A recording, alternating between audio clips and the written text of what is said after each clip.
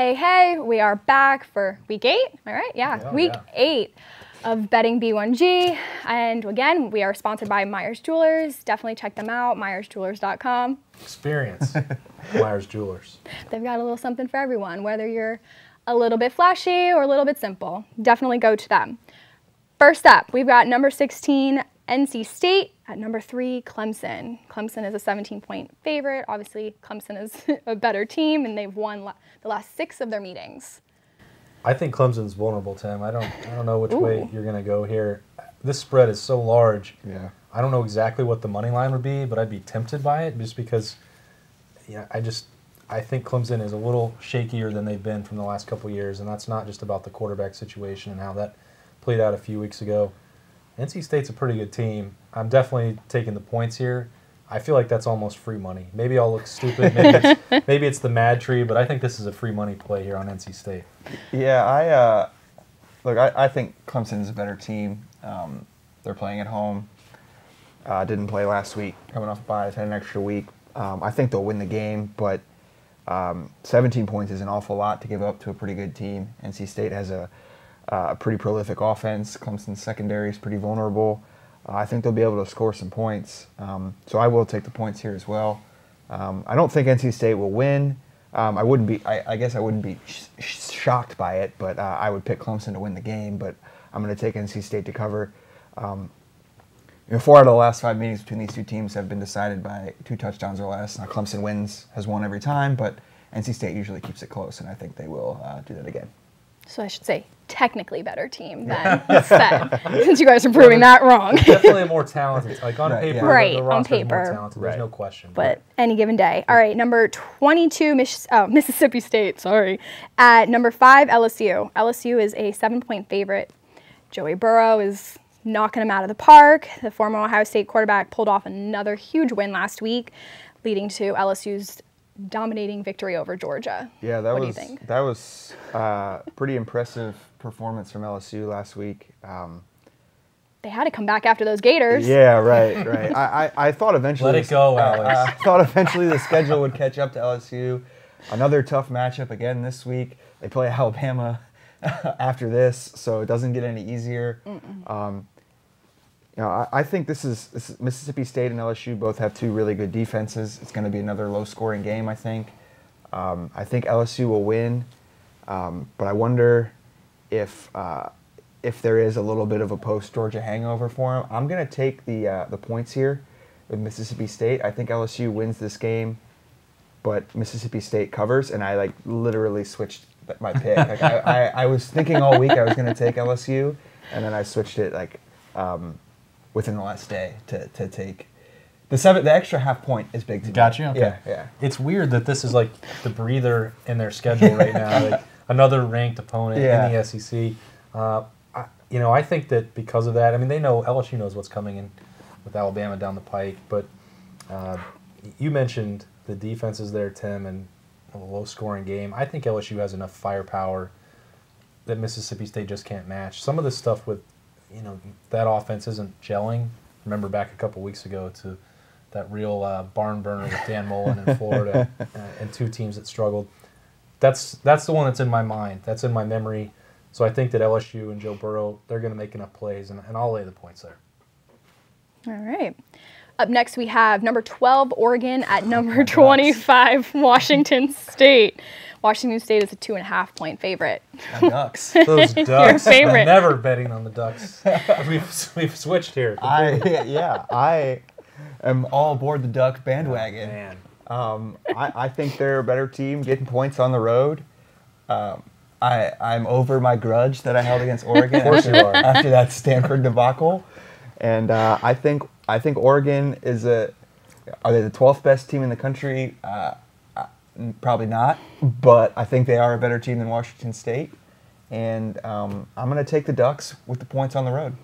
Man, I really do not want to take Oregon right now so much.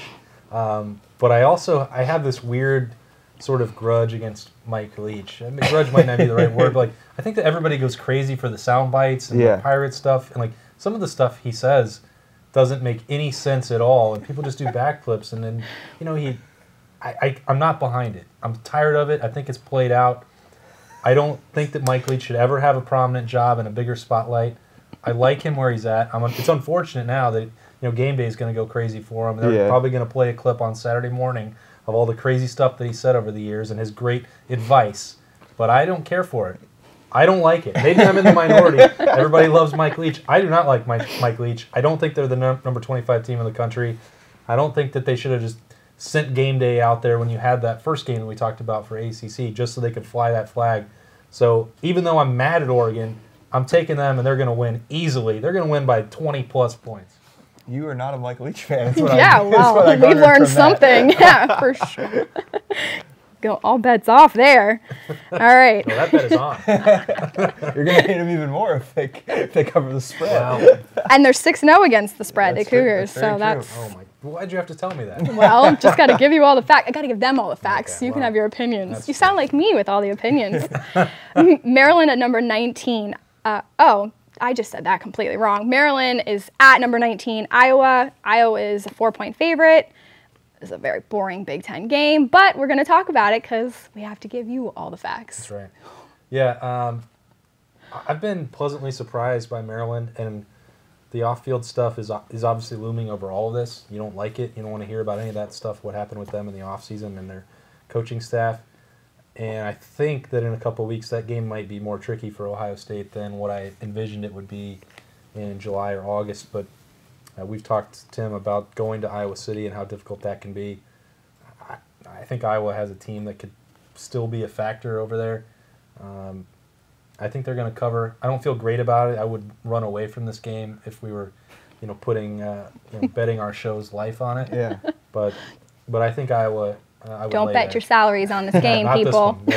So, I think Iowa might be good, and they're like putting it on teams, which is like different for Iowa, right? Yeah. So they're usually winning like 17-13.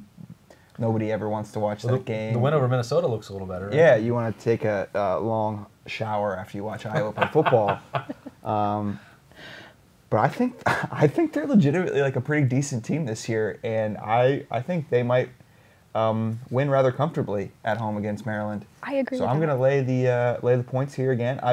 And this is just like absolute perfect timing for you to just get Kirk Ferentz bit by like buy into the team and then they just lay an egg. Yeah, we'll just delete this video next week. Yeah, it's true.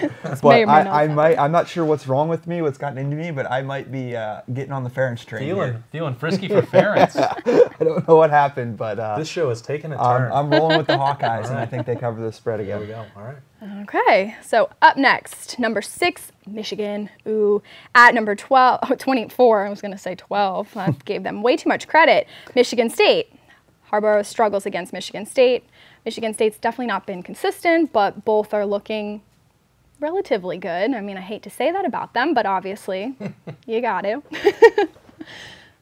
Who's up first? Who wants to talk about this one? Man, it's such an intriguing game. It's always entertaining, sometimes very bizarre in the finish, as we all know, and that can sometimes have repercussions for Ohio State. So I think everybody will be watching this one early.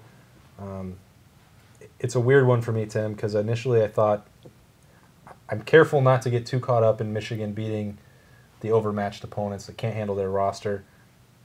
I don't really know where to put Wisconsin. I don't think that they're the real deal. I didn't think they could win the Big Ten. I thought a lot of the preseason hype was unwarranted. And so I don't know how to evaluate what happened for Michigan last week. I still have questions about them. And Mark D'Antonio always puts together some sort of plan that frustrates him. So with that spread, I mean, I'm hesitant. I wouldn't be surprised to see the Spartans win this game. They're starting to play some of their better football, kind of following that blueprint that happens so often for them as they get better throughout the year. But I don't know that they'll win, but if you're offering me a touchdown at home in that game, I will gladly take it. Yeah, I feel the same way. I'm taking Michigan State here. Mark D'Antonio is 10-0 against the spread in the last 10 years in this game. That is unreal. So it's always close, and I think Michigan is the better football team. I thought last week that they would win comfortably. I think that was just a bad matchup for Wisconsin. I think I'm not sure how Michigan State's going to score a ton of points this week. But again, what Wisconsin lacked, Michigan State has a strength. They can stop the run. Wisconsin's defense is just not very good. Michigan kind of just, went crazy offensively. I think that this game will be much closer, and I feel the same way. I think Michigan will, it's tough to say that they will win the game because, as we've talked about countless times on the show, Harbaugh is 1-5 against Ohio State, Michigan State. He's got to win. He's got to win one. He loves hearing that stat, by the way. Right, yeah. But I think that they, if you had asked me to pick the game straight up, I would say Michigan wins, but I'm going to take the touchdown at home for sure because I wouldn't be shocked at all if Michigan State found a way to win this game. I realized I didn't even say that Michigan was a 7-point favorite, but apparently we all do. Felt like I didn't even need to say it.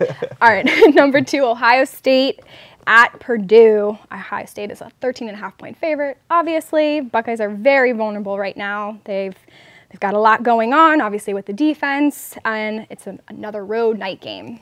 How does it affect them? Yeah, I do think Ohio State's a little vulnerable right now. Banged up, kind of limping toward the next week's open week. They don't play. I think they're just trying to survive and get there, hang on, before they can get some guys healthy. They'll get a couple of defensive starters back this week, which will help. But I do think Purdue's going to be able to score on Ohio State. I do think they'll keep this game close.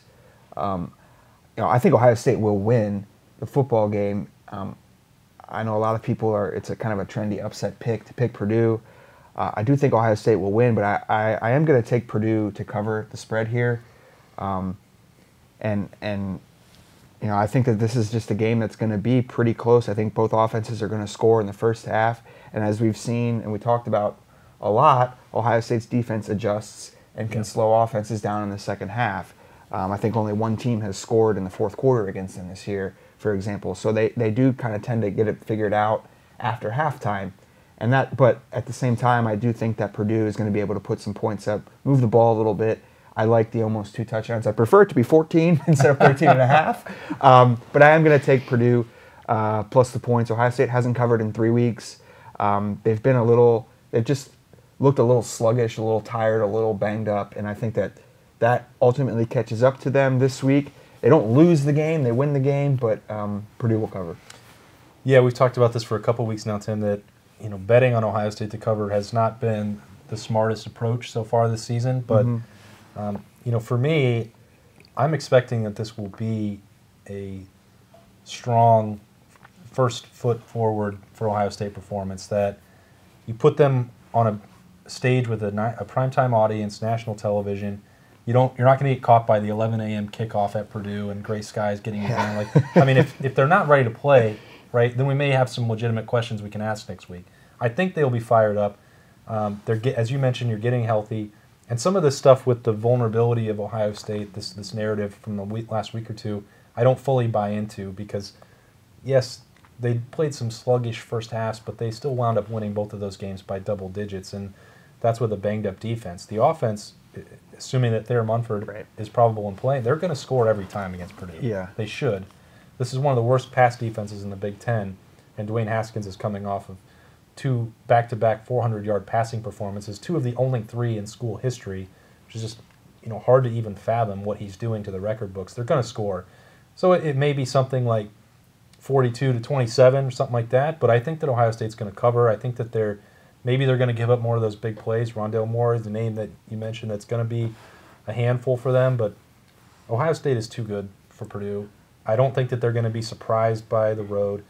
This is a game that was long circled as a potential trap game, but if you circle it enough times and mention it, you might be ready for it. And you want to go into a bye week feeling pretty good. And I think they get to 8-0, and I think they'll do it with some of their best work. And even if they give up plays, Purdue's not going to be able to match them for scores long enough, and Ohio State's a team that generates turnovers. And that's the thing I think is going to happen is Purdue's going to go maybe blow for blow for them for 2 quarters, 2.5 quarters, maybe even 3. But they just don't have the overall talent up and down Ohio State's roster compared to Purdue. It's just not comparable.